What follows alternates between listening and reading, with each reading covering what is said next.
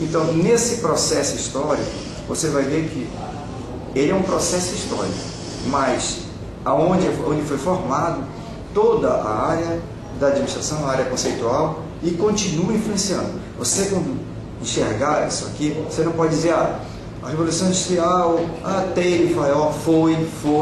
Não, muita organização hoje utiliza, ainda se trabalha dentro, usando conceitos, usando procedimentos, usando atitudes, né, desses autores iniciais. Eles acabam influenciando. Como todo processo histórico, ele influencia o presente e também faz uma projeção futura. O Taylor, a influência do Taylor, ele era operário e toda a contribuição dele foi para chão de fábrica. Como ele era operário, ele trabalhava com operários, então estudava os movimentos, os tempos, o que eles faziam, então ele começou a escrever sobre essa área com que ele trabalhava. Então você vai ver muito, o Taylor se preocupava muito com a história de produtividade, quantidade física, operário, né, trabalho hora, então muito, né, físico, né?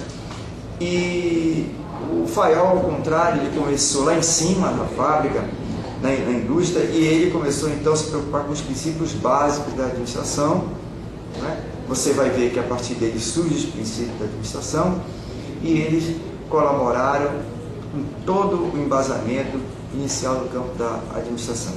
Você vai dizer assim, mas eles não se preocupavam com a categoria humana.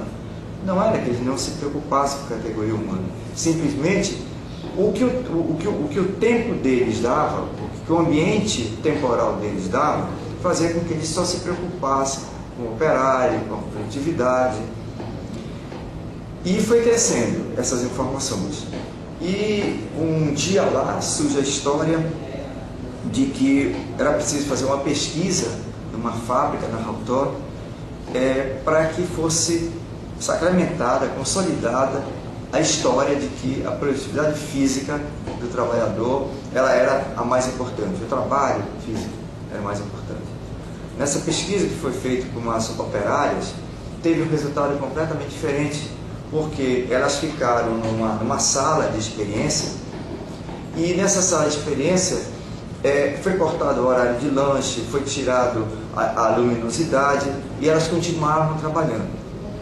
Depois fizeram isso com outras salas e foram avisando, olha, nas outras salas também o pessoal está fazendo o mesmo trabalho, e a produtividade delas aumentou ainda mais.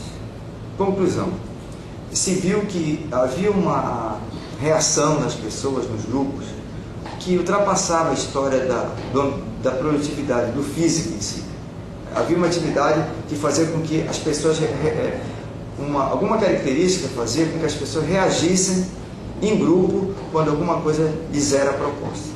E aconteceu com eles, surgiu daí o reconhecimento da importância do grupo informal, né, que o grupo informal, quando ele era avisado que estava passando por uma mesma experiência, ele reagia de uma forma maior ainda, né? Então o grupo informal começa a ser estudado a partir daí, e que a informalidade ela é capaz, como é capaz de, se não for devidamente respeitada, ela é capaz de provocar sérios problemas à organização formal. E inúmeros conceitos surgiram dessa época, a história da comunicação, a história da liderança. Então, um estudo que foi feito para durar alguns meses, demoraram anos, e levou à formação da Escola das Relações Humanas.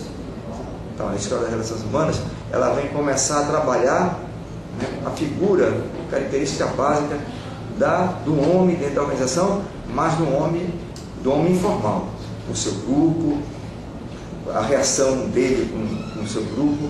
Só para fazer um retrospecto rápido dessa fase que eu conversei com vocês, alguns de vocês devem ter visto, outros não, o filme Tempos Modernos, Chaplin, ele mostra muito bem o que eram os primeiros tempos da escola racional de administração. As pessoas preocupadas com o tempo, com movimento, em apertar parafusos de fábrica, em se dedicar somente à parte física da organização. O Chaplin hoje ainda é usado, mas na época, pessoal, por causa desse filme, ele foi expulso dos Estados Unidos.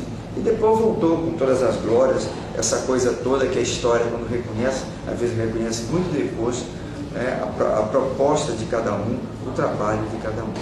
Okay? Então, gente, nessa primeira gravação, nós vamos trabalhar essas primeiras unidades. E eu quero dizer para vocês que não deixem de ler texto, ir lendo o texto com calma, em qualquer momento, porque o texto, esse texto aqui, Teoria Geral 2, está muito interessante, porque a própria leitura é feita de uma forma, ela vem com resumo, ela vem com lembrete, ela vem com outras atividades, outras propostas de leitura, e ela traz, vou falar agora para vocês, mas no momento a gente vai descer detalhe, e ela traz a contribuição de um dos maiores pensadores da administração, que foi o Alberto Guerreiro Ramos, né, que foi embora, não foi reconhecido aqui no Brasil, foi embora para os Estados Unidos e voltou já depois de muitos anos.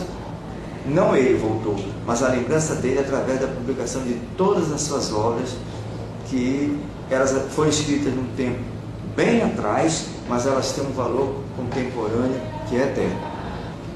Então até a próxima gravação aí, pessoal.